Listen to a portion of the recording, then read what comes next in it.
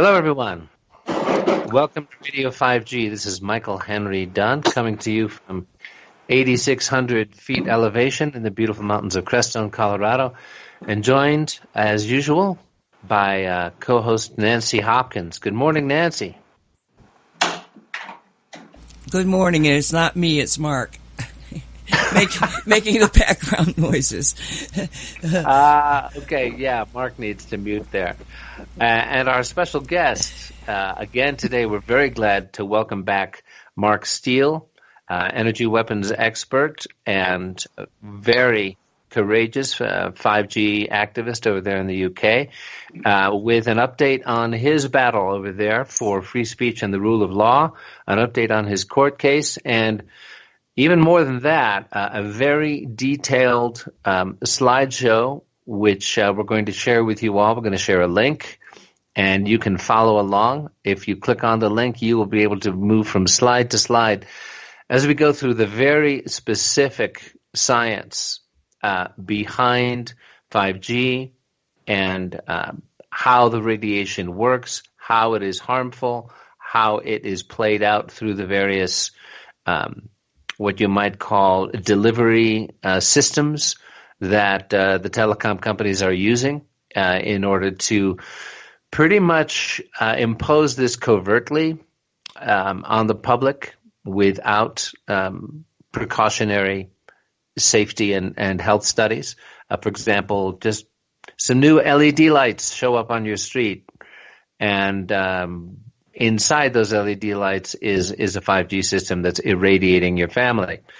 So we are going to have a very informative, detailed exploration of the science behind all that.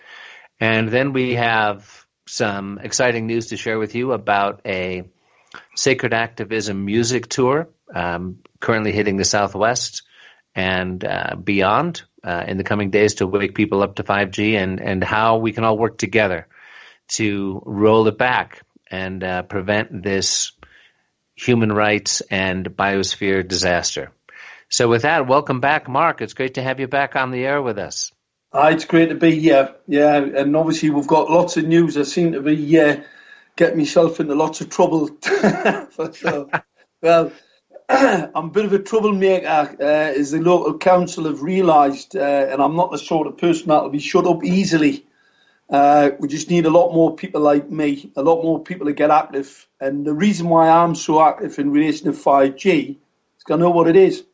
And if people wake up to the fact of what 5G is, believe us, they'll get a little bit more exercise than what I will. All right. I've got to be pretty careful because of what I've done in the past and what's coming ahead of us. So somebody's got to be out there. The local authority tried to send me to prison. They started about a year ago, fabricated a lot of evidence against me. It came out in the court case where they tried to gag me. They sent 11 people to my home to make false witness testimony against me to have me gagged, because what I was actually doing, I'd put on the internet the fact that they'd rolled out this illegal, unlawful technology and that it would kill people. Because that's what 5G is. 5G, by the way, for everybody out there who's new to this, 5G is not a telecoms communication system. It's a weapon. That's all it is.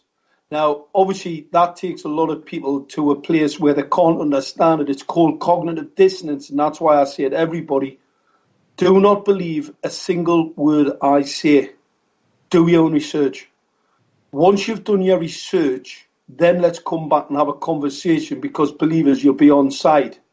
There are a number of videos out there. There's the Sasha Stone video, 5G Apocalypse. Watch it. It's real. It is like a film. You're in a film, and believers, you are fighting for your life. That's why I've been getting myself in a lot of trouble, because I've been telling the truth.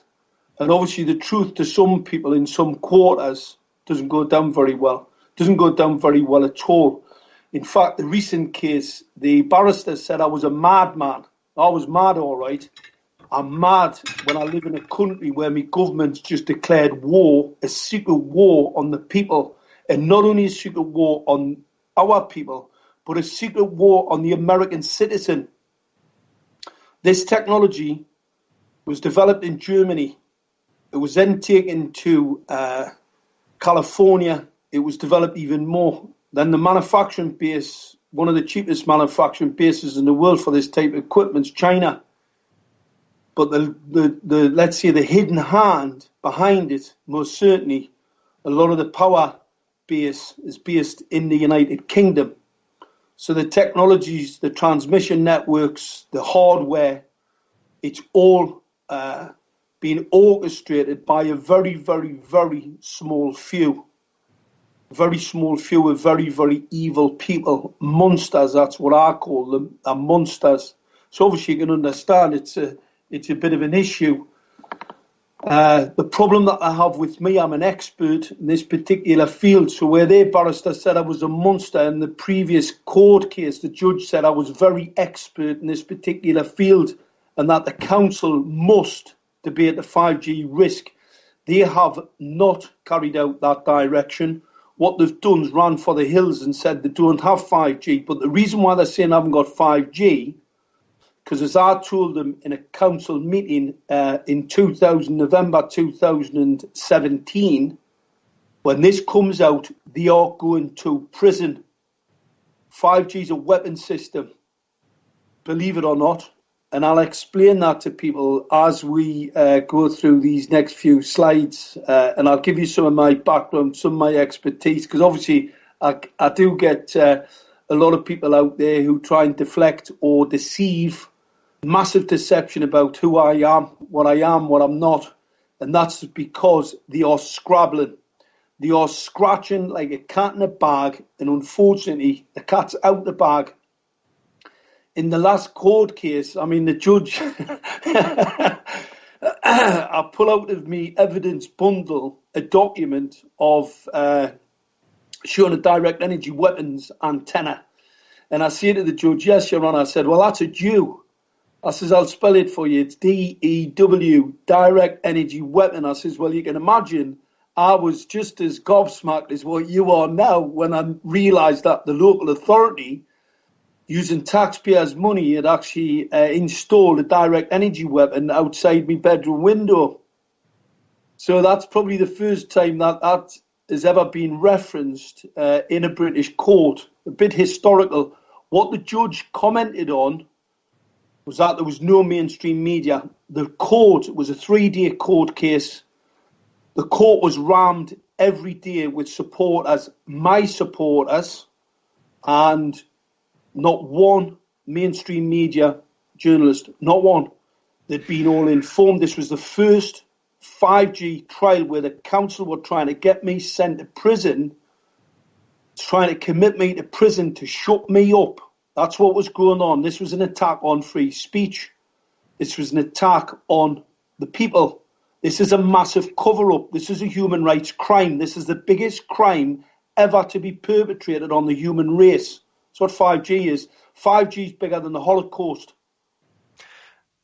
Well, that's a pretty big statement, but, the scale of it, certainly, and the technology of it, that's a parallel in terms of the way the Nazis were using technology to do mass murder. Well, let's get to this link, and we've got it up here. We have 33 slides that we're going to take everybody through. And Mark is the energy weapons expert, and he is court certified, by the way, finally, after being challenged as an energy weapons expert, is going to take us through a lot of really informative, deep background on the science behind 5G and how it's being rolled out.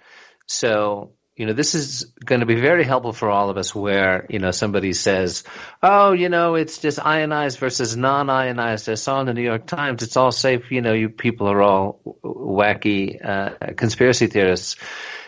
Just take a slide or two, some of the most informative slides that Mark is about to share with us all, and be able to come back to people and say, all right, well, the science, so-called science that you're seeing in mainstream media is not the truth. So let's start out with slide number 1 here. right? This is one of my inventions. I've got a suite of inventions. I've had inventions from, lift boats, exiting tools, because obviously I'm in the oil and gas industry. I've got one of those minds that sees things possibly different to, let's say, a lot of other people. I see things, I see problems, so I see waste and solutions. So that's how most inventors, you see something, there needs to be a solution. This particular image is a waveguide. It's a binocular optical waveguide. And what that allows you to do is first and foremost be able to see behind you. But it was developed for a specific reason. It's a weapon sight. And what it's for the transference of electronic information from at a focal length. So obviously you have to have imagery at focal length so you can see it. So you can actually put a screen. There's a screen that goes into part of this invention in another invention. It's not yet. But that waveguide allows you to see at the near eye area a visual image. All right. Now, obviously, in this particular product, it's rear vision. But I can put a weapon sight in there. I can put an image in there. Now, the reason why you have to do that, first and foremost, it has to be binocular, because monocular visual systems damage your eyesight. You need focal length. So the screen has to be at a significant distance. But the biggest issue that you have with viewing things is optical radiation. All right, so visual information, radiation is extremely dangerous. Do you know we hear about these screens, blue emissions from screens and all that sort of stuff? Well, people have to understand that optical radiation carries with it, it's actually a known hazard.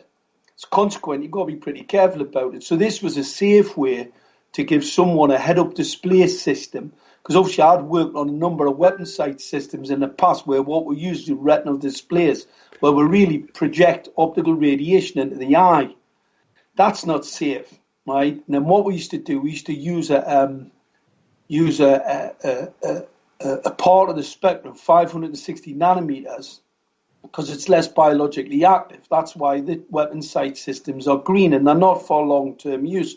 And what we're trying to develop here was a patent, an invention, a binocular waveguide invention, so we could give you full spectrum imagery, because it's very difficult being to see something, whether or differentiate if you go away from the natural full spectrum optical radiation sight. Right. Now, Mark, just excuse me for interrupting a second here, just so everybody's following along here. These are some of the inventions that you, as an energy weapons expert in this area, have yourself patented. And this is part of the background of, letting everyone know that, yeah, okay, it's good to be a human rights activist and the rule of law and free speech must be upheld. But your position and credibility on this issue, which were challenged in court, what you're sharing with us now with these slides is just some of your expertise in the patents you have created, some of which are related to what we're going to share with people about 5G, but that some of this is simply letting people know your familiarity with radiation and the various ways in which you have worked with it in your patents. Is that right? Exactly. Well, if we leave that slide now and we go to slide 2, I'm going to explain a few things. This is the real product. All right. So this is a road approved, Department of Transport approved product. Everything you see in that image, whether it be the leathers on his back, the screen on the motorbike, the petrol in the tank, from the tires, the brakes, the gloves, the clothing, all fits with the standard. That helmet in particular is covered by UNIC 2205, Department of Transport, ACU approved to race on a track. Without those accreditations, you cannot use that product on a road. Not only can you not use it, you can't sell it. All products come with a test. The glass, your cup. Can you imagine buying you go out and you buy yourself a coffee cup, you take it home, you've just filled it up with hot coffee, and it just disintegrates in your hand and burns you. That's the reason why all products from cups, glass, spoons, toothbrush, that helmet, that motorbike. I mean, obviously, Department of Transport regulations are a little bit more stringent. But what I'm trying to explain to people is that everything has a standard. Everything's being tested for harm to a human. Because what we don't want is to build products that kill people. Killer tech, not safe. So the reason why these slides are in here, because obviously I do product development. I'm not just an inventor. It's no point just inventing things that can't be manufactured because they're dangerous. That would be absolutely ridiculous. What you don't want to do is kill your customer. Well, you don't want to kill him straight away. Yeah. No, you definitely want to make the customer happy, and killing him is just so counterproductive for your business. It's Yeah. an absolute Yeah. waste of time. So the whole point of this invention was to actually build a head-up display system in a helmet that was safe, because that optical waveguide had to act as a crumple zone. It couldn't actually offer any impact resistivity, which could be dangerous to the user under an impact. It was all consideration before we actually did the full design. I mean, obviously we had the invention, and I invented it, but there was a lot of work. There was £2 million worth of investment went into bringing that to market due to the extremely difficult environment that it actually operates in. But the real purpose for that waveguide was for the battle space, because I'd already worked on weapon sight systems, and what I knew to be a fact, on the battlefield, you need to be protected. Your head needs to be protected. Your eyesight needs to be protected because of the significant weaponry on the battle space. And I'm talking about microwave radiation, 5G. Right, right. Okay, so excuse me for interrupting again, just to try to keep everybody with us on how this flows directly into the 5G issues and what came up in court, that what you're sharing with us, the patents that you worked on, as you say, these had to be safety tested. That image of the man on the motorcycle, every single piece of equipment was carefully researched and safety tested before being allowed to be certified and marketed, right? And what we're getting to, for example, if I don't know how far ahead we might jump here, but I'm jumped ahead to photo number 6, and then we're getting directly into how untested, unannounced, covert, illegal, covert rollout of 5G is, a cancer-causing technology has already been rolled out covertly without all of the customary safety assessments that are absolutely necessary, and that's what makes this whole thing illegal. Is that right, Mark? That's absolutely correct. If you go to image 3, and I'll go quickly through these. We'll rattle through these pretty quickly. This is a head-up display system for the battle space. All right, and you'll see that the guy's got a binocular visual system, which not exactly safe because they aren't totally in unison with each other, so they'll damage his eyes. But it's a 560 nanometers spectrum. It's not retinal toxic. Now what I'll do, I'm going to go to the next image.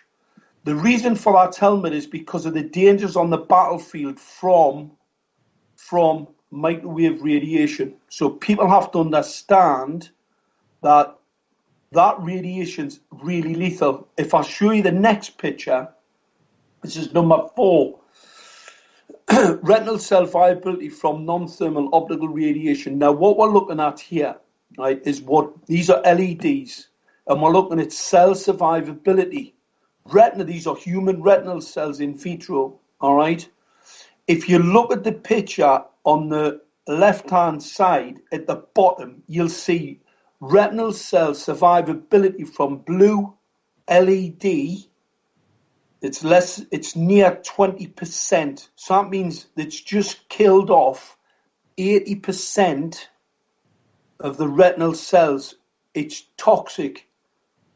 It's cellular toxic to your eyes. That's blue LED. Full spectrum LED you can see it's just a little bit less than 40%.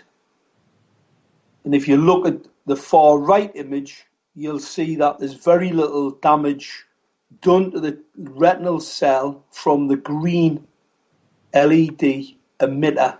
All right, so that shows you that's why the weapon sight system is in green. Now, we're talking about retinal cells where we're projecting optical radiation into the eye.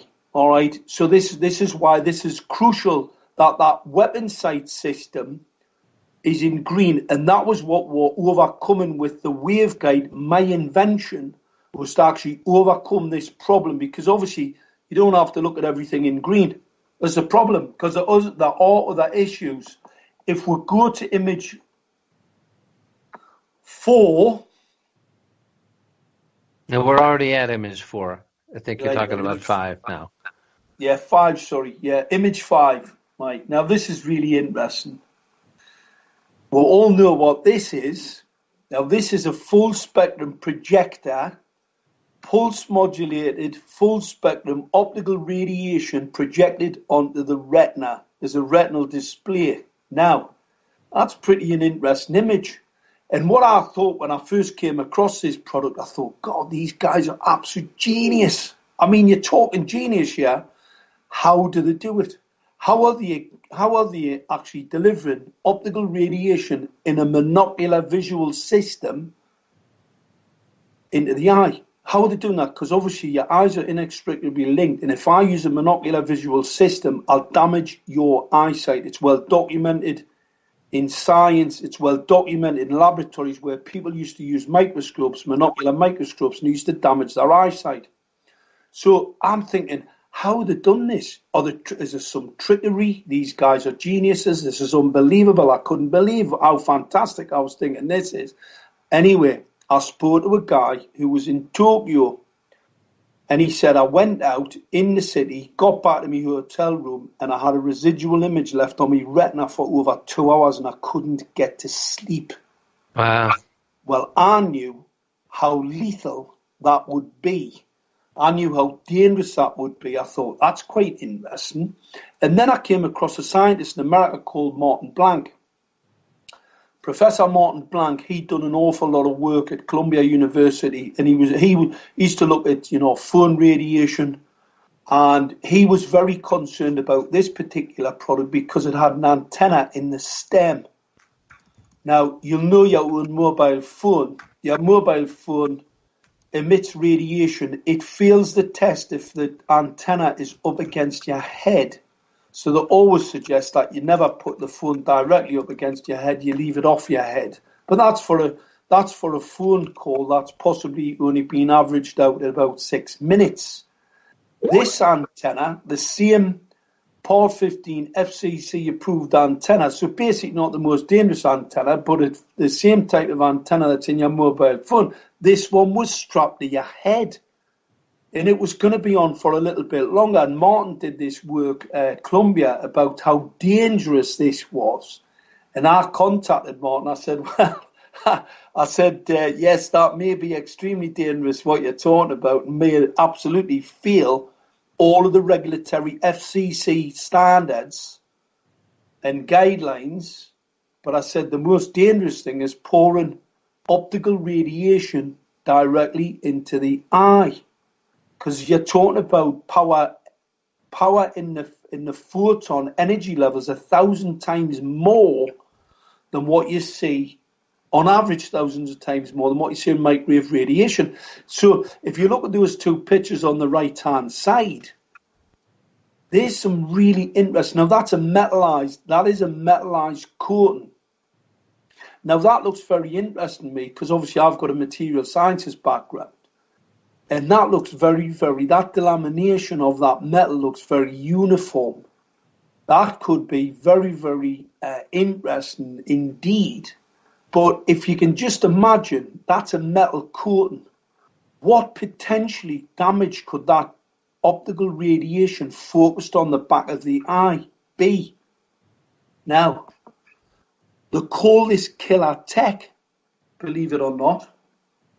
But what do they mean by that? Do they literally mean it's going to kill you? Is that what they really mean when they call it killer tech? Because there's an argument for that. Anyway, let's move on to the next image. The next image is, these are the small transmitters. Now, there's a transmitter on the top of this light system. Yeah. These are optical radiation emitters. They're experimental. They're blue phosphor-coated LEDs. They are lethal. I mentioned before about this is bigger than the Holocaust. These lights have been fitted right across the West. I'm not joking when I'm going to say it, everybody. These will kill hundreds of millions of people. We're talking about the optical radiation here. We're not talking about the 5G. I'll come on to 5G in a minute. The optical radiation from these lights is absolutely lethal. These have got no diffuser on. They affect children. I sent to a friend of mine, there was a study done in Barcelona. The study's only been, the optical radiation emitters have only been in Barcelona for less than 3 years. They've doubled the breast and the prostate cancer. 20 institutions in Spain were involved in this study. Exeter University actually put it into the public domain in the UK. So we're talking about exposure to 3 years of this optical radiation that have doubled the breast and the prostate cancer. The epidemic's 15 to 20 year out. Now, I'm going to tell everybody, we don't stop 5G. We won't see any 20 or 30 year out. You'll be dead in 3 or 4 years' time if we allow this kill grid to be rolled out on top of us, because this piece of equipment, the LED streetlights here, are absolutely lethal. They're lethal to wildlife. They're lethal to life. They're lethal to biology. They will kill. These are pulsed, square wave, frequency, blue phosphor-coated LEDs. You've just seen an image of the toxicity to retinal cells from blue LEDs. These are all over. They run them out in cityscapes right across the West. No test, no regulatory standards. All just, it'll be okay. Don't worry about it. I'm going to tell everybody, this is part of the 5G kill grid. That's what it is. This will kill you. Not only will it kill you, it's already killing all small flying pollinators. Anything that's attracted to that light, it's got a 25 milliwatt transmitter on the top. So in the near field, anything that's attracted to that LED streetlight, it will annihilate them. The LED streetlights will annihilate them because they're a pulse square wave, but also the transmitter on the top will make short work of any living thing that gets within the near field. Okay, just to jump in a second here, Mark. This is where, for a lot of people, we run into the cognitive dissonance. Now, probably not true for a lot of our audience who are listening, because we've got a pretty sophisticated audience in terms of understanding the real geopolitical situation. The corrupt elite factions, we'll call them, who are the puppeteers behind so many governments. But we are attracting a lot of newcomers as well. Our mission here at Radio 5G is not just to preach to the choir of those of us who already know, but to share all this information with people new to this understanding, who don't yet, they're hearing the science right now from an expert. They're looking. Let me just wrap this up. They're looking at the science. They're hearing an expert. They're seeing, okay, it sounds like this guy knows what he's talking about. I'm looking at these slides. This looks pretty convincing. In the next slide, we're going into the government-sponsored corporate media lie about how, the powers that be are just assuring the telecom guys, no, don't worry about these conspiracy theories. It's all safe. And they're hiding the true information. Now, when you're talking about this is going to kill hundreds of millions of people, this is where, newcomers will run into cognitive dissonance and go, okay, now I got to believe you guys are crazy, because why would anybody want to kill hundreds of millions of people? They're killing their own customers and the energy systems, etc. So Excuse me. So the only reason I bring this up at this point, because I don't want to delay us, there's a lot of important information to go through with these slides. But, it doesn't take a whole lot of research to understand that there has been a quite explicit depopulation agenda on the part of very well-known ruling elite factions, from organizations associated with the UN and the Trilateral Commission, and quite unabashed statements about the need to reduce the global population to something manageable, and exactly how that would be accomplished. Henry Kissinger's famous quote about, well, we need to get rid of all the useless eaters, he called them.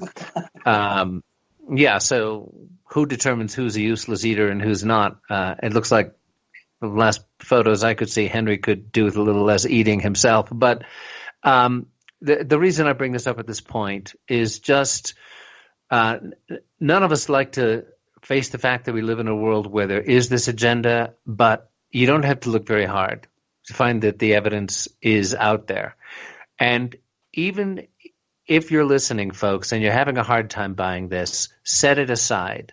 Set aside the idea that you have to buy the notion that there's some incredibly corrupt, satanic elite that is looking to depopulate the world. Just pay attention to the science.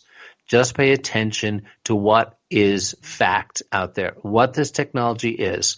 The epidemiological studies, as Mark has just cited in Barcelona, that are already demonstrating doubled rates of cancer. These are the facts on the ground. This is what we need to focus on and roll back and stop. Believe what you want to believe about a secret world government or depopulation agenda. Sign on to that or not as you please, but let's deal with the facts, folks, and we can and will roll this back. So with that, Mark, thanks for letting me just put that piece in there, and if let's move on to the next slide. Well, that's why I always say to people, do your own research, because obviously I paint a picture. Obviously, I've got a 30-year background in science and technology. I'm as surprised as everybody. I mean, the next picture surprised me more than anything.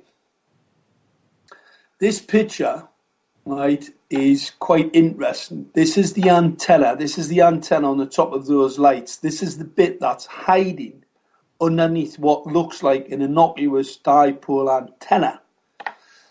The bit on the right-hand side, this green bit with the copper strips, what's called a high gain.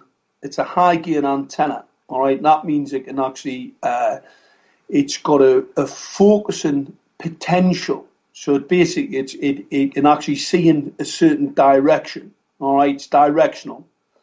So if you look at the little nub at the end, because that's the bit that really got my interest up, that's called a dew. And what that is, it's a focus. It's not a very good picture, this. I've got better images of it. It's actually how you focus, very, very much how you focus a lens. That's a lens, like a teardrop lens, all right? And that allows you, in exactly the same way as a laser, that allows you to focus a signal at a target. So you're talking about a DEW. A DEW is a directed energy weapon. Just want to throw that in there. That's exactly what that is. That antenna has two parts to it. It's got a target acquiring part, which is the copper strip, but it also has a focusing signal part, which is actually called a DEW, direct energy weapon. So that's what that is. Now, obviously, in my locality, this is my local council, have rolled these out, hiding underneath these control management systems. Now, obviously, the control management systems aren't working. The lights are on because obviously it's not its main. It's this piece of equipment's primary function is to target, acquire, and shoot. If you look at the image on the left-hand side, this is from the company, and the company states this can look into your bin. You can actually scan its environment. That's the target acquiring bit. What it doesn't tell you, Nate, how it shoots a signal, how it actually focuses a signal. This is part of 5G. So we'll go to the next image, because a lot of people find that absolutely unbelievable. Well, we're going to explain to you how your local councils and your local government are out of control. This is an LED street lighting array, all right? And you'll see those lights. There's no protection. There's no diffuser. That causes glare. Glare's pretty dangerous, all right? But this is what's called a Category 2 risk group optical radiation emitter. That means you cannot look at it. You cannot look at this product. It cannot catch your eye. If this product catches your eye, the radiation from it, it will damage your eyesight. It will destroy, it will cause retinal cell toxicity, and it will also cause macular degeneration. They're putting these lights up all over the West, in your towns, in your villages. Has anybody warned anybody? You need to wear protective eyewear when you're anywhere near them. I wear protective eyewear all the time. People have seen the pictures. Obviously, I wear them because there's a weapon system called Assassin where they can pulse modulate the screen at you. It's a very sophisticated weapon. And obviously, I've got to look after myself. So when I'm on the screen, I always wear protective eyewear.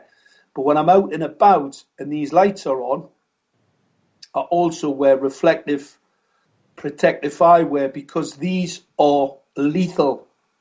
Now, to put it into perspective, AMA, Medical Association, have got a fantastic 2016, they did a scientific study on this. They're lethal. ANSIS, French public health body, have just released another project, another research paper on these. They're lethal. SHEA, the emerging risk team from Europe, risky to children. Public Health England, risky to children. So ask yourself the question, why are your local authorities, your local government rolling out technology that they have already been told is dangerous to the environment and to you and to your children? Why are they doing it? Well, wouldn't the question be, I mean, from what you're telling me, you're showing us the text where they've whitewashed the information, and you're pointing out the fact that there are studies that show it's lethal or dangerous. Yeah. But chances are that the local authorities, they're not getting information from the telecom companies and the higher-ups when this stuff rolls out.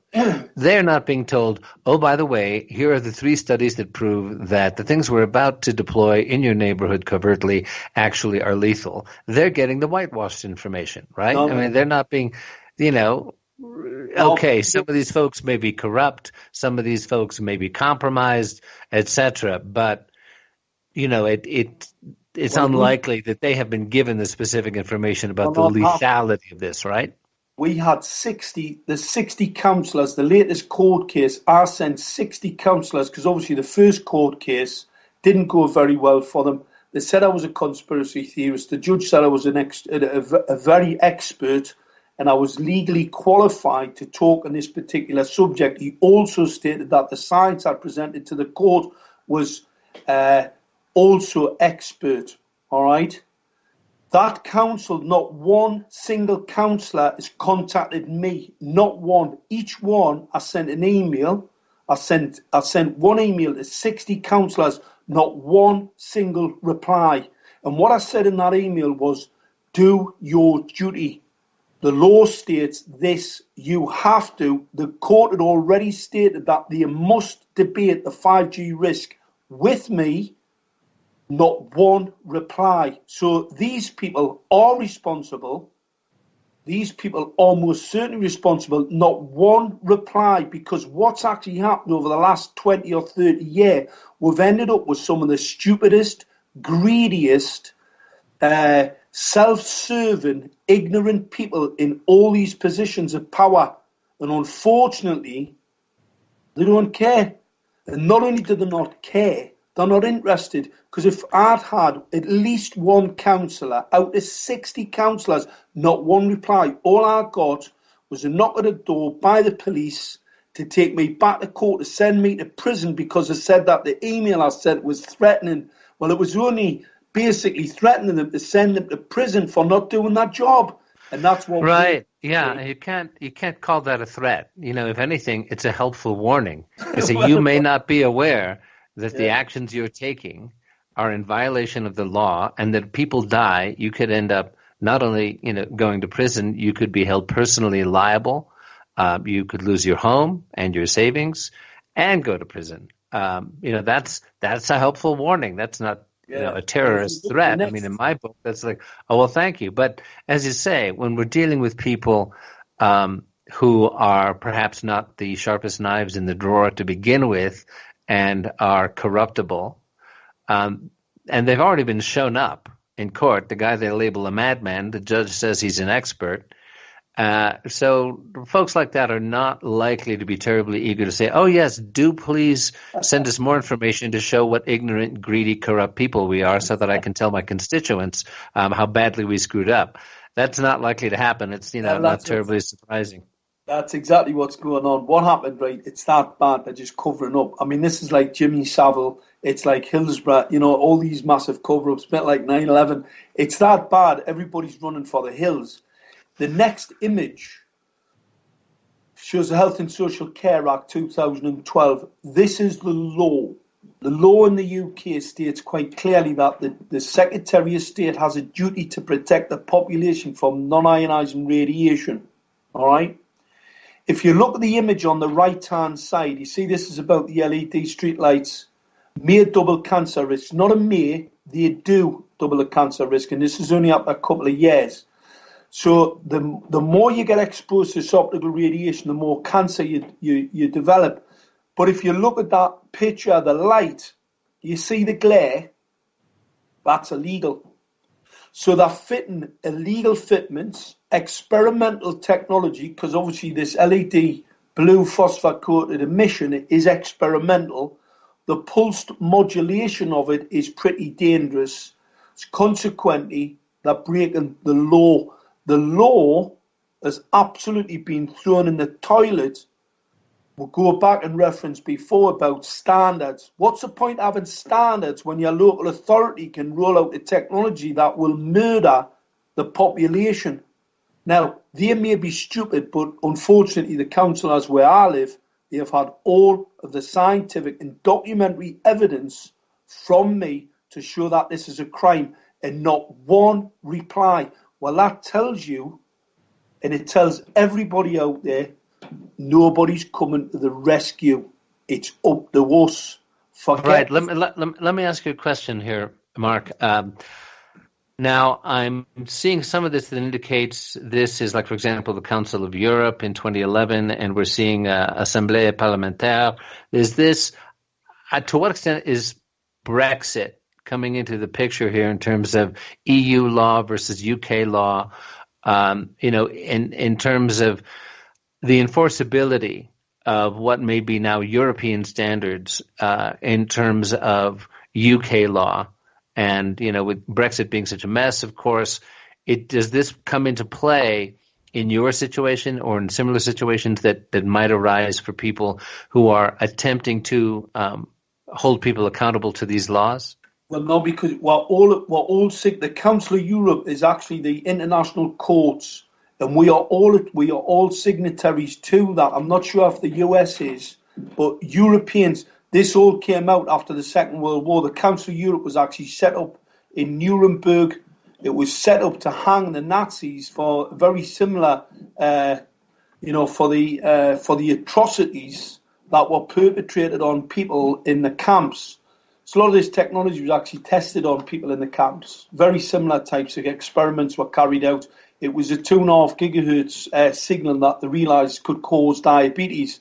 So obviously that's in your Wi-Fi. So you get a Wi-Fi signal in your home to give you diabetes. That's quite interesting, isn't it? Anyway, the international courts, the 1815 resolution was actually about the levels of radiation that you can be exposed to.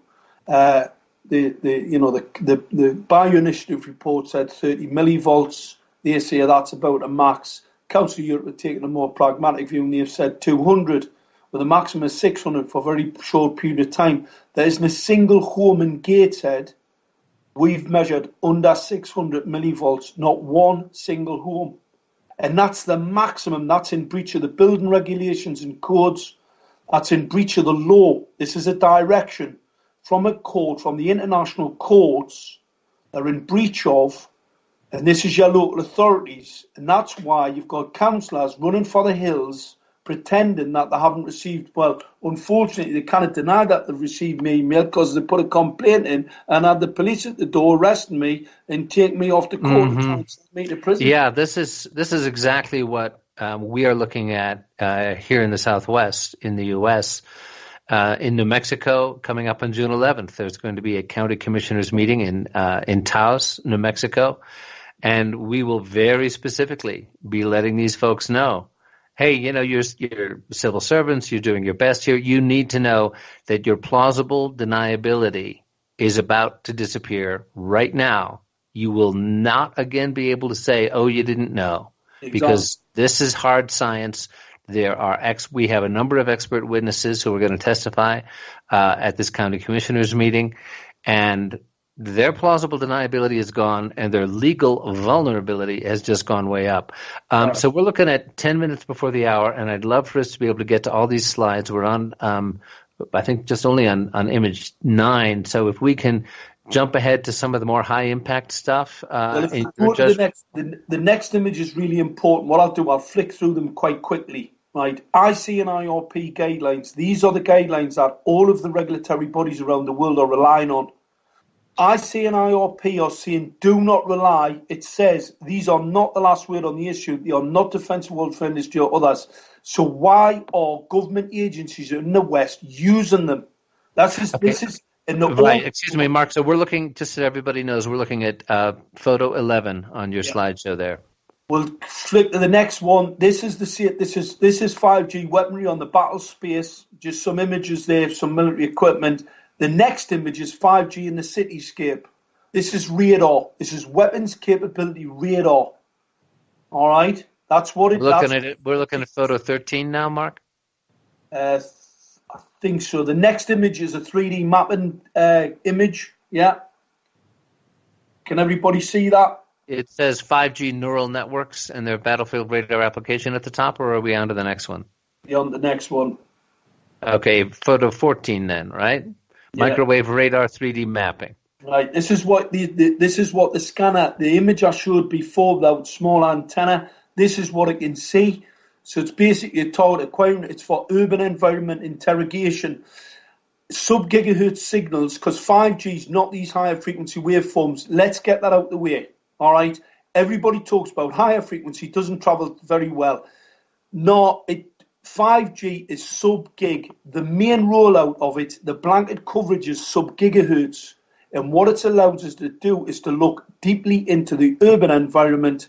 That's 3D mapping. That's radar. That's off the battle space, but it's for the urban environment interrogation. And that's an image of a very similar transmitter to you saw early on, the little green thing with a copper strip. The next image.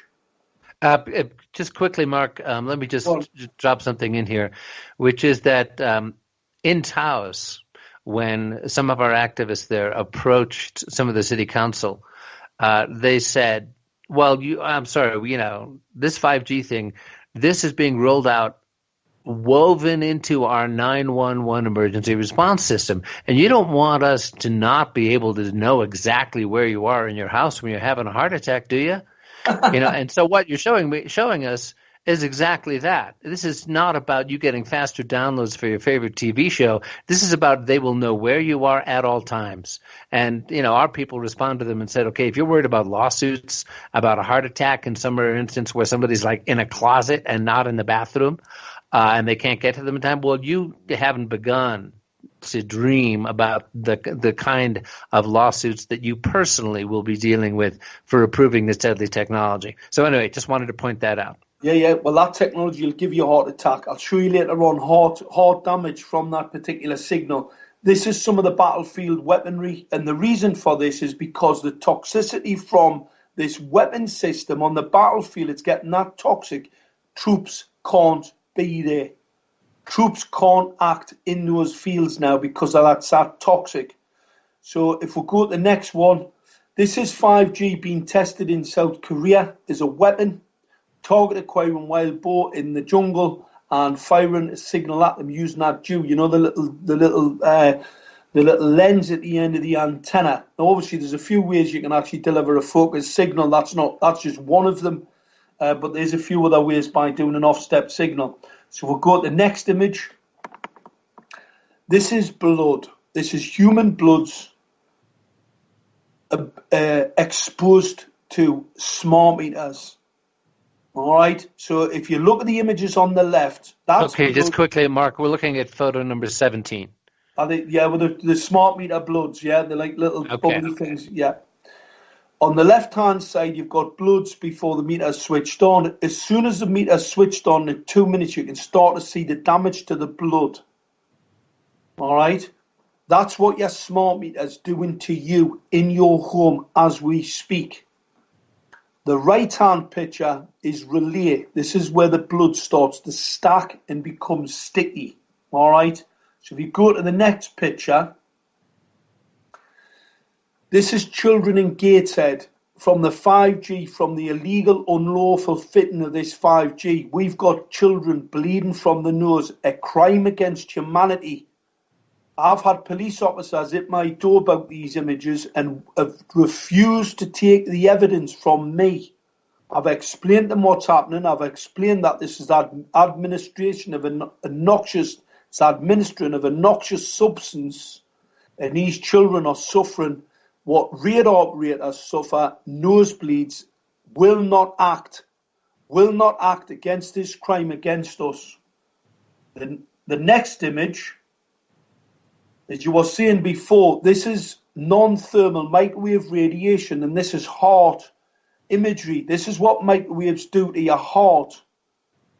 You see the damage on the right-hand side? Well, the phased array radar that they've just stuck outside your bedroom in your 5G, that's what it does to your heart. It's worse than this because this is actually a 3G transmitter. It's not a 5G transmitter. 5G transmitter is a lot more dangerous than this, I can tell you. And obviously the picture on the right, you see a heart cancer there. Now, obviously these are in rats, but this shows how dangerous this equipment is. Without a doubt, this shows how dangerous it is. The next image, brain tumours now the most frequent form of cancer in the US in adolescents. Where do people think it's coming from? Where do they think this is coming from? These massive cancer, these cancer increases in brain cancers in the US, miscarriage rates tripled for women with top radiation exposures. This was a really interesting study which showed women that were near Wi-Fi, if they were in offices with Wi-Fi, the chance of the miscarrying went up by 300%. And I mean, nobody is really covering it. Now, this is a smoking gun. What we see here is the increase in young women suffering from stroke. Now, think about how catastrophic that is to an economy. The personal tragedy, but think about it from an economic terrorist attack. We're on photo 21 right now. Yeah, if I wanted to attack a country, what better way than put up a load of telecoms transmitters, and especially if they're owned by a foreign company or organisation, and then I start to give all the young women strokes. So apart from all the other biological DNA damage, attacking their fertility, etc., make them ill. You give them a stroke, they're not really going to go to work, are they? I mean, what's going on here? And the smoking gun here, how we know this is microwave radiation. From the same geolocations, in the same period of time, the increase in young men was 15%. Even though that's horrendous, the 30% increase in young women tells me microwave radiation has the cause, and it's because body density mitigates the impact of microwave radiation in young women, by and large, have got smaller heads than men. And that is one of the only defences we have against microwave radiation, your own body density. So the bigger you are, the better chance you have. But obviously young women, smaller heads on average, consequently more damage. And this is absolutely indicative of what microwave radiation is capable of delivering. The next image, this is Professor Martin L. Pal. Anybody wants to do any research into this subject, neurological disorders, depression, Martin's the guy. I'm not going to labour this, but if anybody wants to get up to speed, just research Martin Pal. He's got some fantastic videos on YouTube where he does lectures. Great guy, absolutely on message here. And obviously we'll see massive increases. See the next picture. This is the recent epidemiological data. Self-harming young kids, young girls in particular, 13 to 16, up to 68% increase in 3 years. Where do they think it's coming from? It's microwave radiation, dementia, now Britain's biggest killer, overtaking heart disease for the first time. And we've got the medical community scratching their heads going, hey, well, what could this be? Could this be a diesel car? Well, I'm going to tell you, and I'll dispel that immediately. During the 60s and 70s, when smog in London was absolutely lethal and people died, they weren't suffering from dementia. This is when people had coal fires in the UK. When people heated their homes using coal in London, the smog was lethal. It would kill you. But what it didn't do is give you dementia, and people weren't killing themselves or suffering neurological distress or having nosebleeds or actually having bleeding from the eyes. In fact, a recent study in Bangkok, people increase in nosebleeds, bleeding from the eyes, bleeding from the ears, bleeding from the anus, bleeding in all different parts of our body, and some idiot in the mainstream media is trying to blame diesel cars. I mean, this just shows the deception, the dishonest reporting by the media about how diesel vehicles are causing that illness. Well, diesel cars don't cause eye bleeds. They don't cause nosebleeds, but I know what does. Microwave radiation. That's what causes it. The next image. Can we hang on a second, Mark, because we're at the hour. So we're going to need to take our hour break here. This is Radio 5G with Michael Henry Dunn and Nancy Hopkins interviewing Mark Steele. We're going to take a little break, have some inspiring music, and come on back to us, folks. We'll continue this great information for you.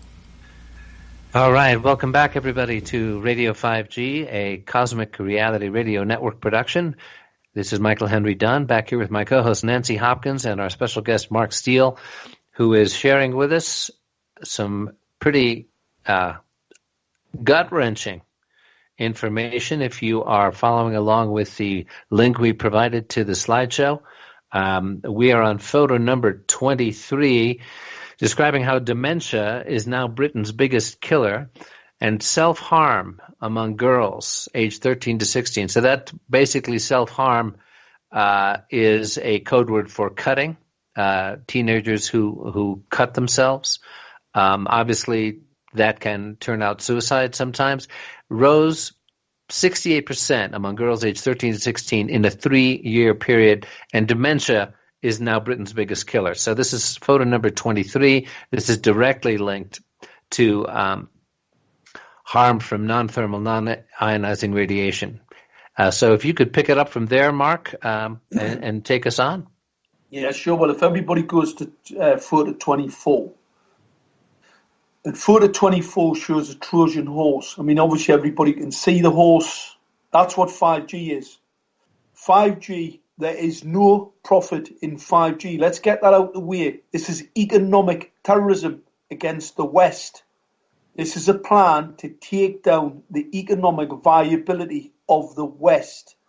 It's a weapon system, so it causes neurological disorders, stroke in young, stops people from being able to think for themselves, because obviously there's a whole mind-bending set of weaponry that can be used against you to subdue you, to control your thought systems and patterns once this thing is fully operational.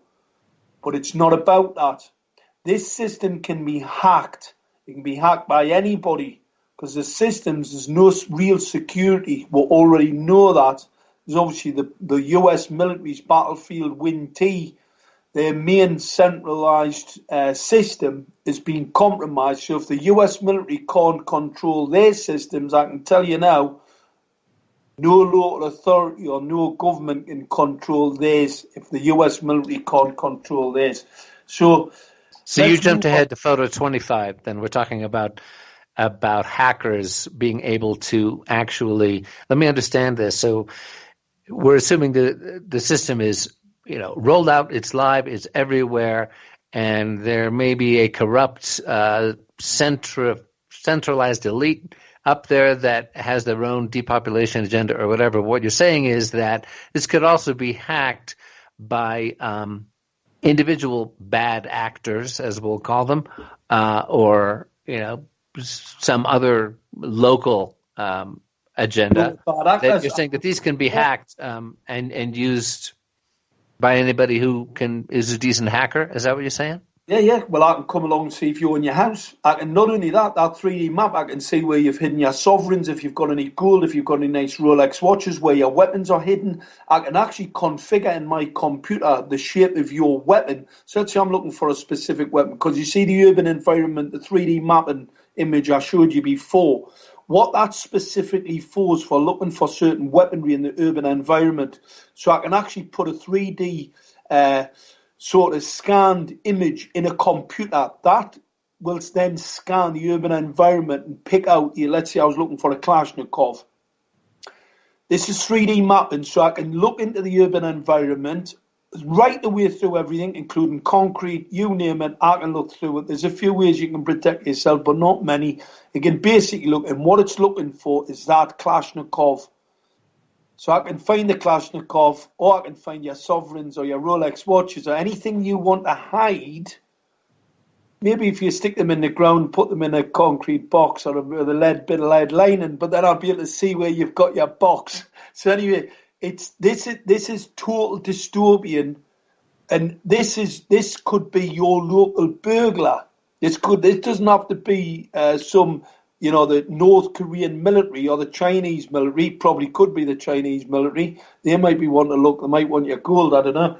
When they come tromping down your street, I mean, we're not really sure. But this is a dystopian world. So there's no real security. If we go to the next image, these are secret contracts in local authorities in the United Kingdom where they're chopping down all the trees. They're taking the trees out. So you've got the police here protecting the people chopping the trees down. You'll see that light on the left-hand side. So there's the image on the left. The image on the left, that light's a 5G light. It's an LED street light, and it's actually got a Telensa 5G transmitter on the top. The reason why the trees have to come out is because they take the energy to ground. Now, if I'm going to use this as an EMP weapon, as was used in Paradise, was used in South Korea recently, if I want to take these buildings out using an electromagnetic pulse, then what I need to do is get rid of the trees, because the trees take the earth, and I won't be able to kill everybody, and I won't be able to take all those buildings out. I'll be able to take quite a few out, but I mightn't get them all. So we're going to annihilate everybody, because that's what this is. This is a weapon system. It is a full densification weapon. 5G, one of its main technical parameters is densification, and that densification is part of the kill grid. So the removal of trees really important, because obviously if they get wet, it's a problem. They cannot scan you, and they can't target acquire you, and they cannot shoot you. That would be difficult as well. But as an EMP, the other part of the weapon, then that's also another issue. Mark, let me interrupt you for a second, because if those trees were to sit there long enough, they would be killed by the 5G anyway, correct? It'll kill them anyway. Yeah, it takes the bark, because obviously they're taking the radiation to ground. When they get wet, it bursts the bark off. People will see it, so they'll have to come out, because obviously it becomes pretty obvious to people. And also, they've killed all the birds anyway. So people will be thinking, well, where's all the birds gone? Well, if the trees are gone, then people aren't going to. They'll say, oh, well, it's because with trees taken out. There'll be some excuse. There's some sort of narrative. A guy one of the streets where these trees were totally stripped and chopped down, he actually rang the council and said, look, you've just destroyed these trees outside me home and the place looks absolutely shocking. Can you tell me what he is up to? Do you know what he was told? We don't know. He's actually getting a reply off them to say they don't know why they're chopping all the trees down, but they're being told from above just to do it. Well, it's an environmental crime. Yeah, let me understand, Mark. So they are legally authorized to be able to take the trees down once the 5G and the LED lights has killed them. It's like, oh, it's a dead tree. We get to take it down now. That's the scenario, right?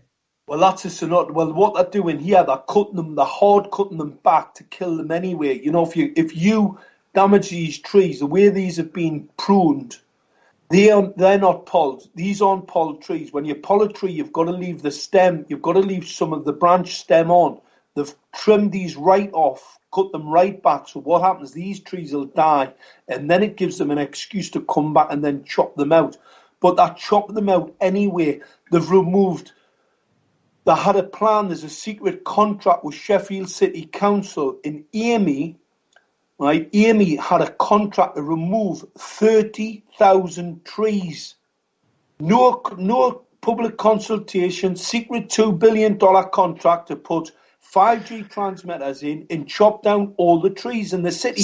These are secret government contracts with technology companies to put 5G into cityscapes, and nobody is being told.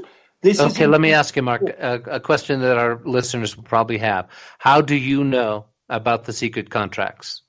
Well, it's South Yorkshire Post, one of the main papers, wrote to Sheffield Council and asked for the contract. And that contract, they've actually refused to release the date on the contract, and then a whistleblower has actually released it, and it was a £2 billion contract with Amy to remove 30,000 trees, and that's why they didn't want it to be seen. So we've got these fascists, or we'll call them national socialists, Nazis, operating in these councils. I mean, this is not only a takedown of your trees and trying to kill everybody, this is the final solution. They're working towards an agenda to kill. Okay, let me ask you this. So when this information became public about a £2 billion contract to take down 30,000 trees, was there a public outcry, and were the trees removed anyway? No. They've called a moratorium. They've stopped chopping the trees down. But I'll tell you now, these criminals, they'll just come back in the deep of night. You know, what we've found is what they do. There's been a massive public outcry in Sheffield. They stop chopping the trees out, and then what's going to happen? A few months down the line, they'll probably take a few of the activists out. You know, probably imprison them, send them to prison, like what they did with me. And then the next minute, they'll start again. They'll just start again. People have to remember this agenda. They have had this agenda on the table for many, many years. And you see those police officers, they are acting, that's a crime. They are taking down trees that damage the environment, right? They are acting outside of the law. They're acting on behalf of a council that's out of control, breaking the law, and acting on behalf of a technology company that's run out of technology that is absolutely illegal. That's what's going on in this country, and it's coming all over the West. There's an agenda, and what we need to do, we need to wake these idiots up. We need to give them a shake and go, look, this is what's happening. I mean, the best laugh about this, the police are the target. Once this system is fully operational, it is a command and control takeout. It takes GCHQ out, it takes Faslane out, it takes all the facilities. Whenever you attack a country, I mean, come on. If you're going to attack a country, you take that command and control out first. It's the first thing you do. And I've looked at the weaponry, and that's exactly what it's for. It's over the horizon weapon systems. I mean, that's what they are. That's why they're putting the satellites up. The satellites are a reflection in the sky. There's command and control takeout. They're not bothered about killing the people. Well, they are bothered about killing the people, but not today. The first people to take out are your control systems. So all those coppers stand on that front line, letting those trees get chopped down on behalf of these criminal enterprises. They're the target. It's amazing, isn't it? That's what I'm seeing here. We are working with local law enforcement, local municipality officials who are in sympathy with the Constitution, who are in sympathy with what's going on, who understand. And to think that these good men and women, who will sometimes be forced to, as you can see here in these pictures, to protect workers who are taking down trees or putting up lethal 5G systems, that ironically, they will actually be targeted themselves at a certain stage of this agenda where we don't want local authorities who are in sympathy with the people who understand what's going on to be in the way of the implementation of the agenda. Is that what you're saying? Well, certainly they're the target. I mean, I was having a bit of a giggle to myself about it. In fact, when I was talking to the AV9 about this particular thing, obviously a lot of spies at that particular event. There's a lot of very, very interesting people get there and say some very, very interesting things. And when I finished it, I got to the end of the talk and I said, the really funny thing, I says, a lot of spies will be here today. I says, you've got to understand, you are the target. I can actually show you the weapon system and how it actually works. For some inexplicable reason, I just know quite a bit about weapons. And, and that's really it. Sort of makes me have a bit of a giggle. It's a bit of it's funny, really. When it's a sad giggle, but it is a giggle. Well, they're the architects of their own demise. These people are building out this equipment and allowing it to happen, and they're the target. I mean, that's how crazy it is. Wow. Can we jump ahead here? Just want to make sure we get everything covered. Right, next one, we're talking about black cabs here. Now, obviously, nobody wants to live underneath these power cables, but why would you buy an electric car? An electric car, the tests, the exposure to a human and the tests on these vehicles are the 30 minutes. So obviously, if you're doing a 30-minute drive, it's only going to knock a few years off your life expectancy, maybe give your kids leukemia. Would you buy an electric car? These electric cars are being forced on people through fiscal policy, through taxation, etc., through these climate nonsense. They are dirtier than dirty diesels. They put more particulate contaminants in air. Now, I know people will go, hang on a minute, what is he saying there? That doesn't sound correct. Well, listen to this. That vehicle's that heavy, it eats those tyres. The rubber, right, actually goes into the air as particulate contaminant. There's more particulate contaminants of those tyres on that electric vehicle that comes out that dirty diesel behind it. Not only that, you've got the braking system, other toxic material, and you've got the tarmac on the road. The tarmac on the road, it's the dirtiest part of the bottom of the Kraken Tower. It's radioactive, by the way. Dirty, very, very dirty business. All has to be replaced, so you need roads. Roads need to be replaced a lot more often. You've got tyres, which you have to get very, very not environmentally friendly. So you burn the tyres off, you burn the tarmac down, you burn the braking system, you're putting more particulate contaminants in the atmosphere from the electric car, and then you've got the next problem that you have with electric cars. So we'll go to the next slide, 4 to 28. Tesla, fires. Anybody that gets into an electric car and you get yourself a bit of a fire, if I was a 999 responder and somebody rang us and says electric car fire, I would run the other way because it's toxic. You don't have the protective equipment, you don't have the protective body equipment.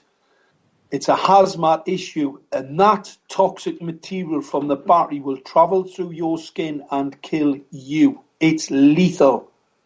Lithium ion on fire is absolutely lethal. So we're taking all that lithium ion out of the ground. It's extremely dirty, filthy business.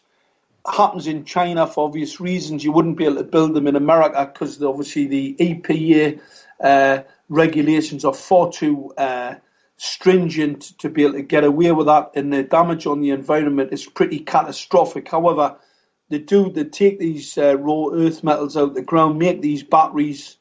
They are absolutely lethal, and if you set fire to one, and there has been quite a few fires, you've got yourself a hazmat issue. Now the cleanup runs into the tens of millions. In a cityscape, could run into the hundreds of millions, because this is like a dirty bomb. So you know when people talk about dirty bombs, remember I had all that nonsense about dirty bombs? Well, you set an electric car off, and especially if it's fully charged in a cityscape, it's like a dirty bomb. Nobody's talking about it. There's been no regulations. Nobody's talking about the danger to 999 responders. Or I mean, what do you call them? It's 911, 911. Yeah, 911. Yeah. So to try to keep the focus on the 5G aspect of it here in the next slide, photo 29, because we're talking about millimeter wave radiation. You're addressing how automobile radar also have a toxic radiation overburden, right?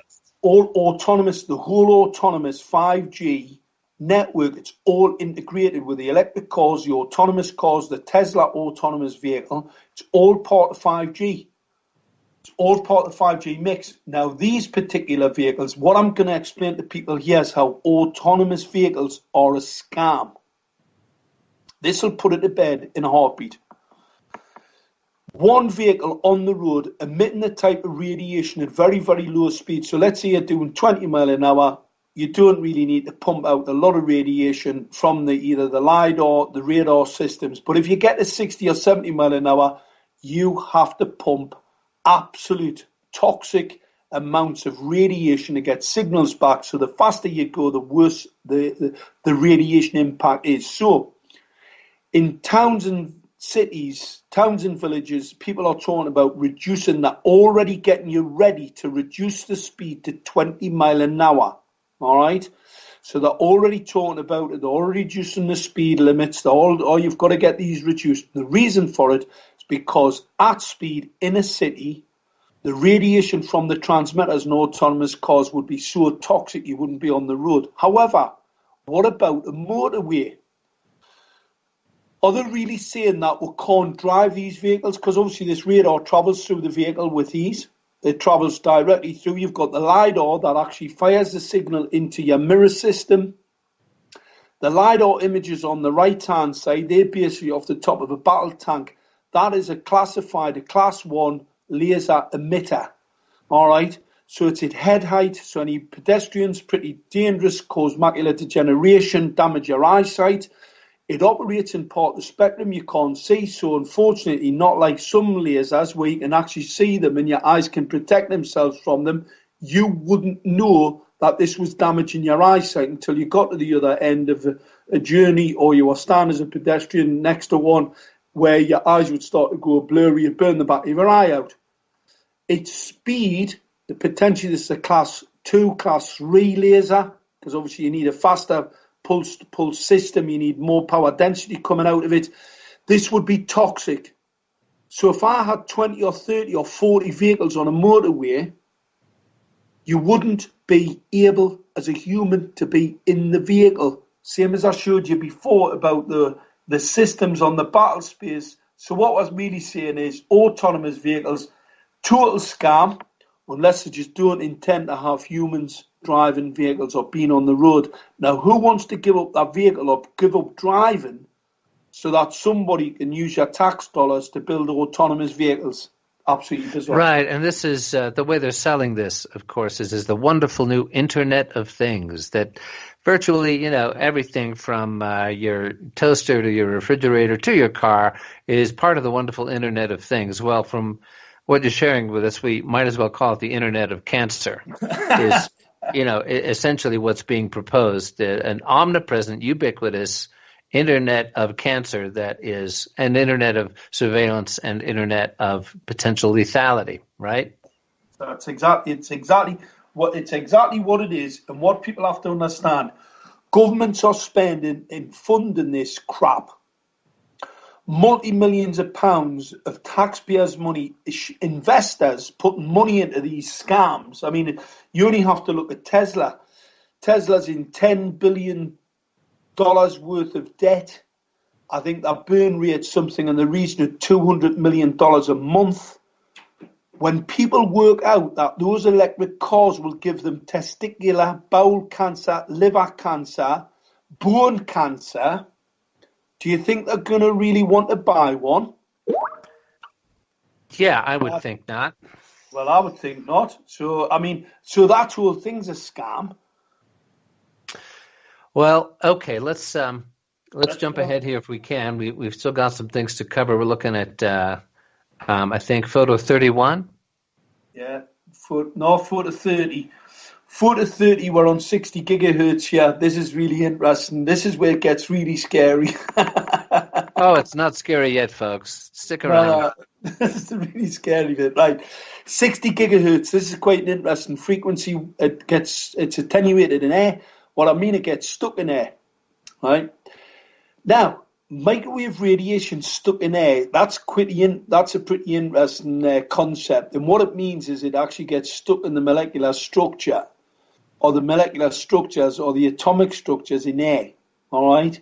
And it's really interesting. Anyway, what we're saying, this is part of the spectrum that's absolutely pretty useless to anybody who wants to send a signal across the air, because it doesn't go very far.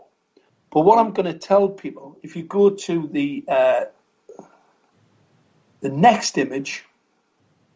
Okay, so we're on photo 31. Yeah, you're on 31 now. Now, I got some images, not these particular images. I got some people in the US military who sent me some images. This is really interesting. I invented a reactor, by the way.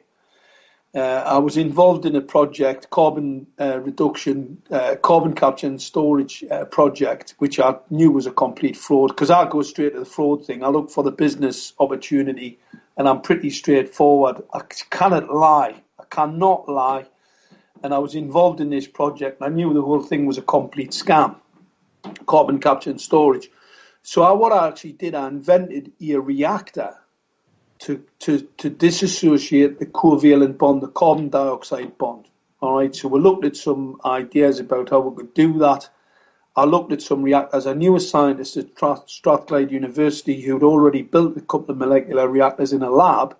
Went and had a chat with him. Anyway, I came up with some patents. And those patents were to build reactors which we could put into flues, power station flues, and we could break the carbon dioxide as it came out the top of the flue, instead of actually putting it in and compressing it, washing it, scrubbing it through these amine scrubbers, and then compressing it and sending it down a pipe. This would break it down in the flue. I thought it was a fantastic idea. Well, it was a fantastic idea. I do have quite a few. But we went out to try and raise the money to do it, and we just could not capture, we just couldn't. And at the time, I knew quite a lot of people where we could raise the cash. Nobody was interested. And the reason why they weren't interested, because carbon capture and storage is a way of offsetting the capital equipment that needs to be decommissioned for oil and gas in the North Sea. Okay, so well, help us understand. I'm sorry to cut you off on that thread, Mark. I'm just trying to, keep folks focused on the 5G rollout. Can you help us understand what we're looking at here on photo 31? Well, this is 5G, and this is one of my inventions. Oh, we have you to thank for this, do we? No, I didn't expect it to be used for this particular. This is masquerading as a telecom system, because I knew how to pour a frequency into a radiator to cause the dissociation of these covalent bonds. But I also knew that you needed to have a cooler pipe, because obviously the radiator gets pretty hot, and if you don't have a cooler pipe, then what happens? It'll burst into flames. So you've got to put that much energy in at a specific frequency, at a certain pulse rate, right? So if you look at the picture on the right-hand side, you'll see a cooler pipe coming down from the radiator. Now, these are 5G transmitters fitted to telegraph poles in the USA. I had some really interesting ones sent to me by some US government aid. Mark, do we have any idea where in the U.S. these poles are? The particular ones we're looking at? I'm not really sure. You'll find these are in the USA, by the way. I haven't seen anything like this in the UK. These were sent to me. They were sent to me by people in the US, but not the ones I've got from the US military. I haven't shown these ones here, but these ones, what they show is telecoms. These are 5G telecoms units fitted to telegraph poles in the US. But what I'm going to do, draw people's attention to the middle picture. The middle picture's a flue. So what you do, if I heat these radiators up, what happens? The airflow, if you look underneath them, you'll see the fin system, and what they are, it allows me to drag air up through these radiators. Yeah? That then takes air through those radiators and allows me at 60 gigahertz to change the molecular structure of air. Yeah? Because these are molecular reactors. These are not, they're masquerading as telecommunication systems, but these are molecular reactors. I can tell by the shape. Yeah? So when you go ahead to photo 32, you can see exactly how that breaks down. Is that right? When you go to page 32, now O2 is one of the biggest telecoms companies. Quite an interesting name for a telecoms company, isn't it? O2, in plain sight. Well, what I'm going to tell people, at 60 gigahertz, right, I can disassociate the O2 molecule at a certain pulse rate. I'm not going to tell you because that's a pretty interesting bit of information. And at a certain pulse rate and a certain power density, I can disassociate the oxygen molecule. And that then allows those oxygen atoms to attach to other oxygen molecules and cause O3. O3 at 50 parts per million will kill all biological life. All right. So the question that is going to come to people's minds on this is, all right, we're looking at these systems being attached to poles, and how much damage to the atmosphere, to the air we breathe, can be affected, over a large area by these poles. I mean, we understand that 5G towers, the small ones, will need to be like every 200 to 300 yards or so. Do you think that what you're looking at in these photographs that have been sent to you, that can have a significant effect on the atmosphere, the breathability of the atmosphere, across the planet? That's the issue that you're bringing up. Is that right? Well, the weapon system, the 5G weapon system that we have, is a target acquiring weapon, all right? But it's part of the 5G mix. This particular weapon system is basically the gas, because obviously the images I got some images from some military personnel in the US who've been fitting military equipment and said, Mark, can you have a look at this? Because this is 5G. And I said, well, yes, I can have a look at it. It is 5G. And they said, what is it? Because it's not telecoms. And I said, no, it's not telecoms. I said, they mean to gas you. So that could be localized. It could be locally delivered to an acquired target in a small area. Is that what you're saying? Gas. Yeah. I can gas anything where that gas. If I change the molecular structure, and that equipment looks to me exactly like a molecular reactor. If I change the constituent parts in air, I only have to heat them up and oscillate them, and your hemoglobin won't pick them up. But let's say I go the full hog, and I've got the technology refined to the point where I can actually change it to O3. It will kill all life at 50 parts per million. It's consequent within the range of it. The range of it, they're putting them every few hundred meters in cityscapes, hanging on telegraph poles in the US. Can I interrupt here for a second, please? Because when you're talking about O3, is that ozone? That's ozone, yeah. That's ozone. Okay. All right. Now, ozone, I have an ozone system in the house for air purification. Okay. Yeah. When it's and ozone is what you smell right before a thunderstorm, correct? That's right. Yeah. Well, what happens? It's the energy in air breaking down. That's the energy in air breaking down the molecular structure, and that's how you start to sense. You can get that tingle, but that's not. I mean, if you're talking about, parts per million that are so insignificant, right? You can just sense them, but at 50 parts per million, like I said, it will kill life. Okay, now let me understand it this way, all right? If we're talking about taking the ozone and making it into H3, or H3 is ozone, all right? This reactor is taking the oxygen, breaking apart the two oxygens that are there, and then the two oxygens go off and find themselves in three oxygens, because there's protection against what is breaking them apart when they've got the three. Cohesion, three. Okay, so at that point, it's not the ozone that's killing you, it's the fact there's no oxygen in the air. Is that correct? Well, it's the O3 is an astringent, so it's basically a disinfectant. All right. Yes.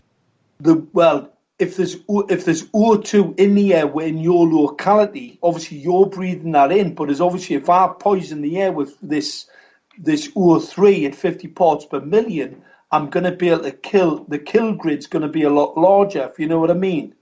Absolutely. So what we are actually saying here, and I don't want this to be missed by anybody, is that this particular system that he is speaking of is in fact a weapon to gas you. And these are being put up, at least in some part of the United States, because it was United States people that came to Mark and said, Mark, do you have any idea what this is? And just because of the divine guidance of the universe, Mark happened to have been the one that created it. Yeah, that's pretty ironic. I know that. I've created an invention that cracks carbon dioxide. But as soon as I saw this picture, I thought, shit, I've seen that somewhere before. It's one of my inventions. that's how I knew it was a molecular reactor. I mean, you talk about mad. This is mad. It's absolutely mad. I mean, I get a picture of a product that I've actually know quite a bit about, and I go, shit. Obviously, the whole weapons background. This thing I invented had nothing to do with weapons. I mean, I was obviously just trying to fix an issue with carbon dioxide, but I knew what it was. And obviously, then you look at this Ofcom, going to allow people. They're going to give these telecoms companies this access to this 60 gigahertz. Well, obviously, I've done quite a bit of research in relation to certain frequencies and how they affect certain molecular covalent bonds. Well, 60 gigahertz gets stuck in there. It's not very good for telecoms at all. It only has one purpose. To disassociate molecular structures in air, which is oxygen. Consequently, it will kill you. What they've done, they've built instead of building a camp to put you on a train, to take you to the camp, to gas you and kill you, they've actually put the gassing equipment round your home. And not only have they done that, they've also rolled out 5G, so the crematorium, they can pour that much microwave radiation into the environment from all the smart and IoT devices, part of this densification 5G. Not only are they going to gas you, they're going to cremate you at the same time. All right, this is pretty hard for most folks to take in. Yes, Mike, but it is what is happening. Okay, now can I ask one other question here, Mark? Initially, somebody showed you something that was on their military. It was military telecommunications or military equipment that was being this equipment was being put on. No, what happened, Dave, obviously the assets all belong to, some of these large towers, assets belong to certain companies, right? Some of them belong to the UK government in America. So they're building this equipment, right? So anyway, this person had sent me some of this, some images and said, Mark, what's this? Because obviously these are telecoms, military telecoms people. And I said, it's a reactor to gas you. And they went, well, we knew it wasn't telecoms, but we didn't know. We weren't really sure what it was. And I said, well, no. I said, that will gas you. That will absolutely gas you. That's what it's for. It's a reactor to change the molecular structure. Yeah, and it's, as you say, Nancy, it's right in your face. And I'm not trying to, deny at all what Mark is sharing with us. I'd like to ask Nancy to address a question that's running in my mind here, which is, all right, when we're looking at the full picture of what Mark is sharing with us today, and we're looking at all of the, when he's talking about 5G as a Trojan horse and everything that has been built into it. So we're talking about a comprehensive surveillance system, control system, kill system that pretty much every aspect of how you would control the populace if you had decided at some upper level of incredibly corrupt evil that you're reaching a point on the planet with what's going on in terms of humanity waking up where it's absolutely necessary to put in place technology that will allow you total surveillance, total control, total kill grid, so that not necessarily that you're going to roll all that out at once, but that you will have every single capability you might need. Oh, let's throw 60 gigahertz in there just in case we want to gas them. Let's make sure that we can, do a 3D mapping so we know exactly what they have in their home and where they're hiding. Meanwhile, we're irradiating them, giving them cancer, reducing their fertility, doing a slow population takedown, and at some point, some nice false flag to allow us to declare martial law, etc. I mean, this is sort of like the full picture we're looking at. And I just like, Nancy, how does this, Nancy and Mark both. I mean, how in terms of the big picture, what's going on? How do we? I was told about this in 1976. I was absolutely told by somebody who was so connected that this was what they planned in 1976. I've been prepared for this. I have watched them build it, and everybody thought I was crazy. No, I was not crazy. I had an insider's view of what was happening. Now, the fact of the matter is the reason that they're putting this gas system in the United States is because we still have the guns.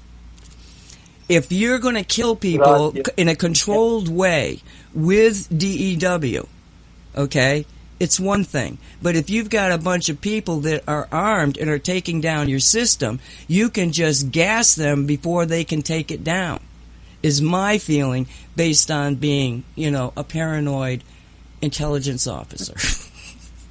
Right, and just a reminder to everybody, when you're listening to Nancy, you are listening to a former U.S. Army energy weapons specialist with above top secret clearance in U.S. Army intelligence during the 70s. So this isn't just some, conspiracy theorist radio talk show host. Thank you for that. Thank you for that. That's why I love Mark, because Mark sounds a little crazier than I do sometimes. Right. It's nice to have somebody who makes you look sane. Yeah, right. Right. I love you, Mark.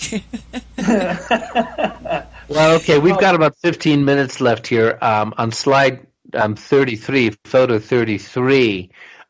With your permission, Mark, I'd just like to share this with people and maybe read some of it aloud in my well-trained Mid-Atlantic accent, as opposed to yours, which I love, North of England accent. Anyway, can I do that? Yes, the Save Us Now document? Yeah, absolutely. Okay, so this is from saveusnow.org.uk, which is a great organization in the UK that Mark is spearheading.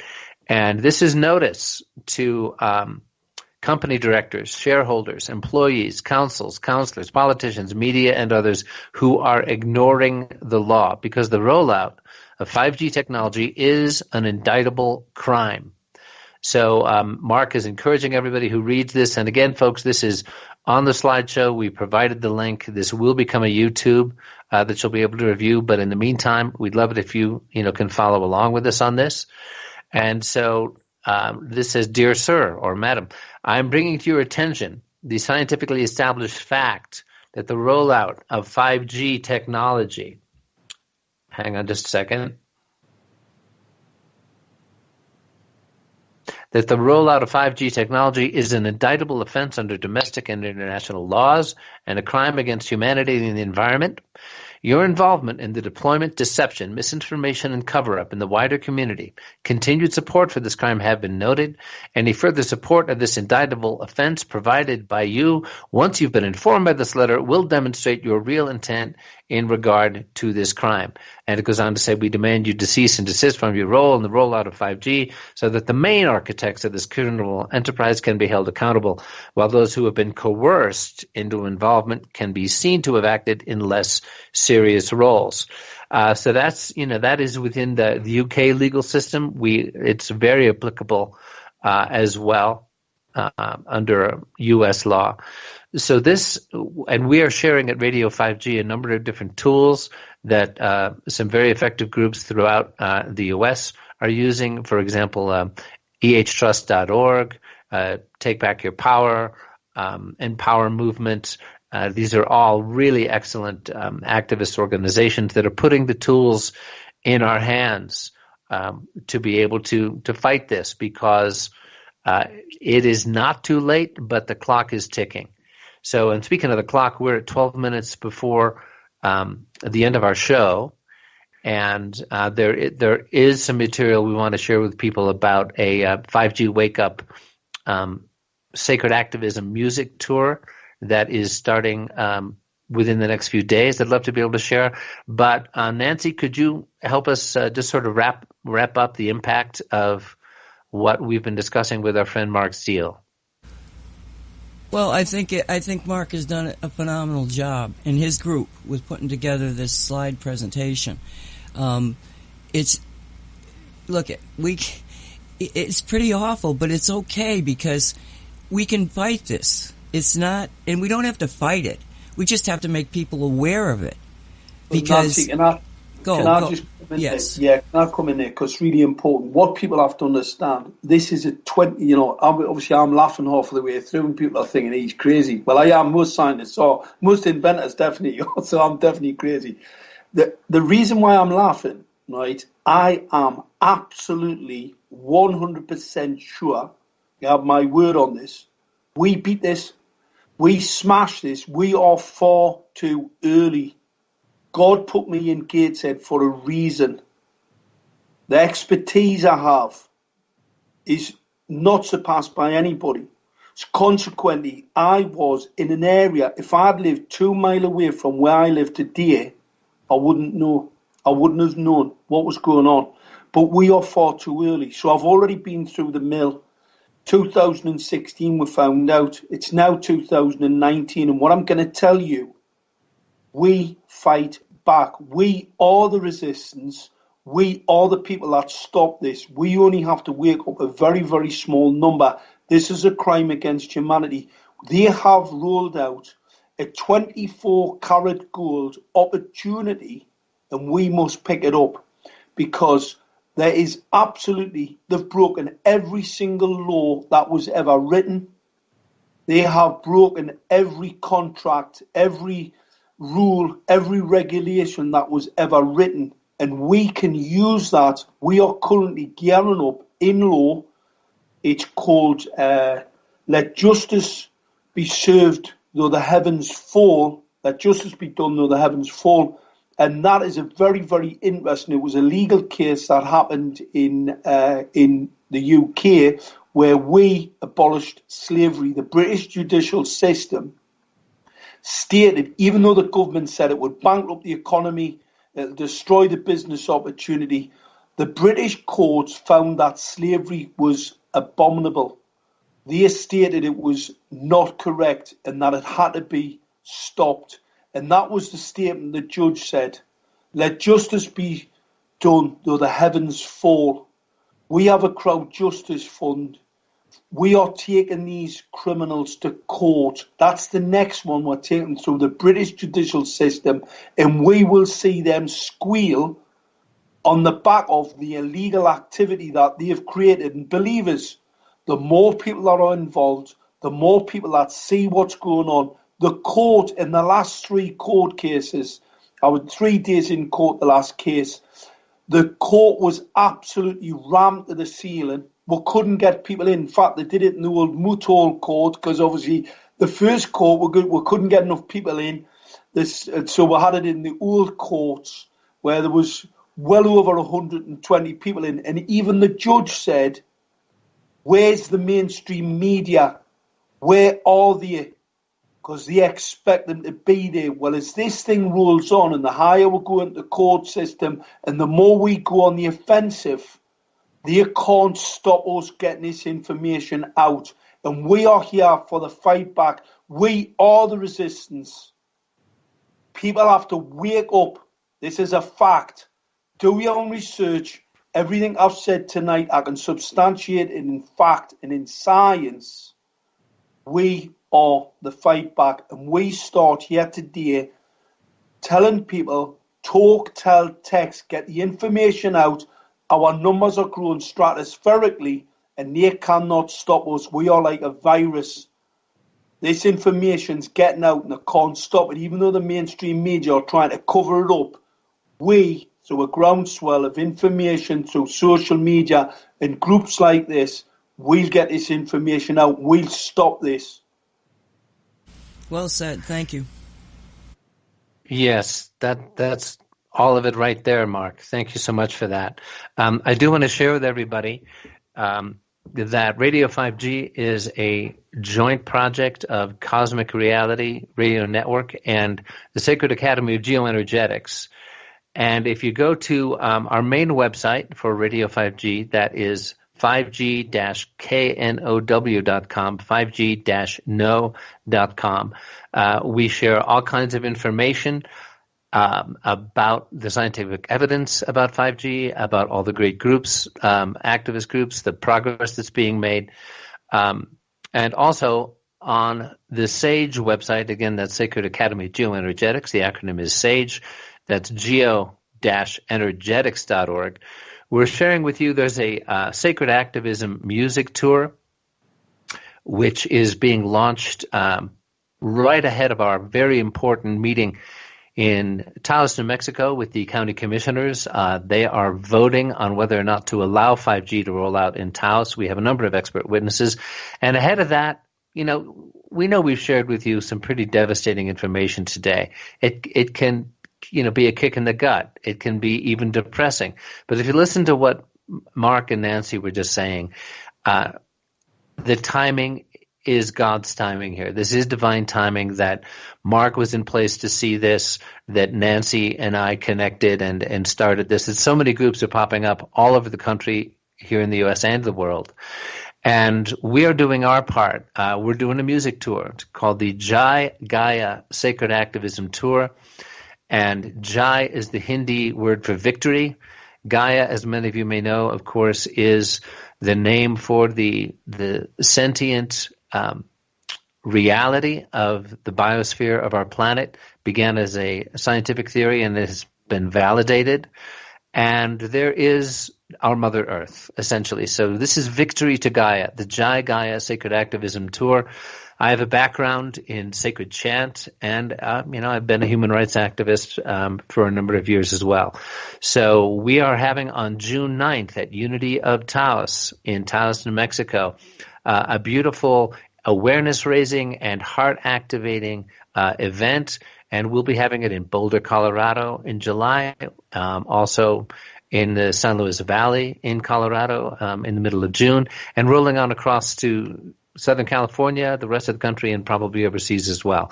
And this is about a relationship to Mother Earth. This is about activating the heart, inspiring us with hope, and unifying us so that we overcome our differences. And as we say on our poster, this is understand the danger, activate the heart, and celebrate the hope. So please tune in to our website, geo-energetics.org, for information about that. We have a Facebook page as well. Again, that is the Gaia, that's Jai, GAIA, Sacred Activism Tour. So we're coming up towards the end of our time here. And I'd like to ask Nancy to just give your sense of this, of what you see happening, and how this all comes together with your view. And again, mentioning to everybody, 4G is already out there everywhere. And of course, as we know, the remarkable mineral shungite can provide protection against harmful EMF and Wi-Fi on the 4G level. And there is, Gaia is at work. The divine is at work. So I'll hand it over to you, Nancy, for a couple of minutes of overview on this, if you would. Well, it comes down to knowing. I mean, the people that we're dealing with, that Mark has been dealing with, are ignorant people. However you want to, say why they're ignorant. But they're ignorant. Ignorant is not having the information. The information that concerns 5G, concerns the gassing of America, all of this type of thing is so unbelievably sci-fi related. But in fact, sci-fi is real. Now, when I was studying World War II, and particularly the extermination camps, I kept going, my God, why? How did this happen? I mean, what happened? And I kept focusing on the civilians, the German civilians. How could they have let this happen? What was happening? On the people who went into trains, outnumbering the guns from the Germans, and still they got on the trains with their family and everybody and just, went.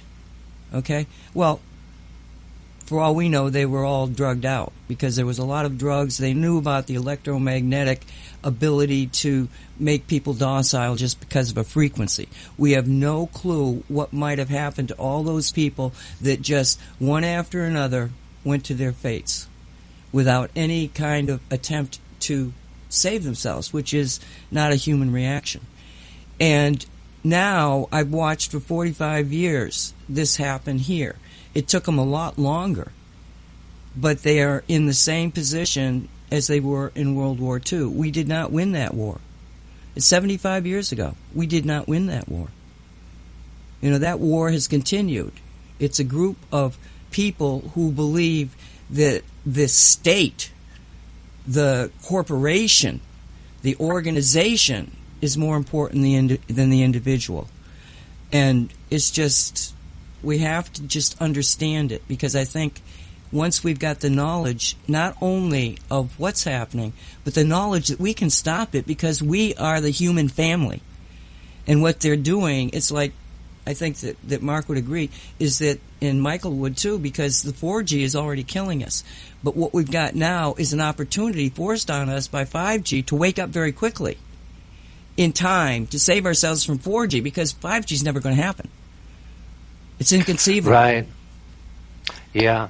Yeah, Thank exactly. You, Mark. Well, that's, that story, as Mark called it, a 24 karat gold opportunity, because 5G is so horrific, and because they were forced to rush it into place, because the light is just breaking out in too many places, and they know they need to clamp it down now. I mean, as you've said, Nancy, this is the story that is a golden opportunity. And for the Game of Thrones fans out there, in the final episode, you had Tyrion Lannister in front of the council that need to choose a new king. And he says, what unites people? Is it flags? Is it armies? Is it gold? And he says, no, stories. He said, there is nothing more powerful than a good story. Nothing can stop it. No enemy can defeat it. And that's what 5G is, the awakening story, the absolutely unignorable story that all of us, just as fellow human beings who cherish our families and our freedom and this beautiful planet, we can come together in this amazing awakening that must happen and is happening. So we are at 12:01 p.m. here in the beautiful mountains of Crestone, Colorado, where I'm coming from today. I want to thank our good friend Mark Steele for being with us and for all your amazing, brave work, my friend. So bless you and thank you for that. Yeah, and of course to my amazing co-host Nancy Hopkins. And this is Michael Henry Dunn signing off on Radio 5G, a Cosmic Reality Network production. God bless us all. See you next time, folks. Thank you for listening. May it be. Let it